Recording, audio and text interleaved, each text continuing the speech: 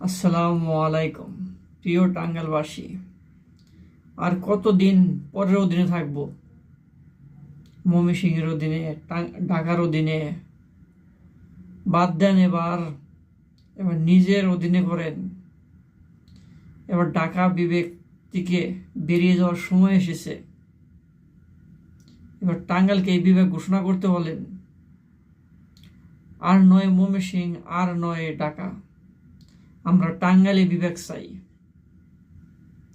একদিন, আজকে টাঙ্গাইল বিবেক না চাইলে একদিন না একদিন টাঙ্গাইল বিবেক হবেই। যত দ্রুত পারেন টাঙ্গাইলকে বিবেক করেন, টাঙ্গাইলকে বিবেক ঘোষণা করেন।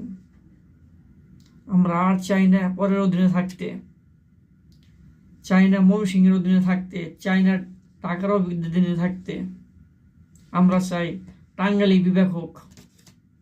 সকল ভাই ও বোনেরা, টাঙ্গাইলের সকল প্রিয় ভাই বোনেরা, সকলেই আওয়াজ তুলেন এইভাবে, যার যার জায়গার থেকে আমরা টাঙ্গাইলে বিবেক চাই। আর আমরা থাকতে চাই না ময়মনসিংহের আন্ডারে, থাকতে চাই না ঢাকার আন্ডারে।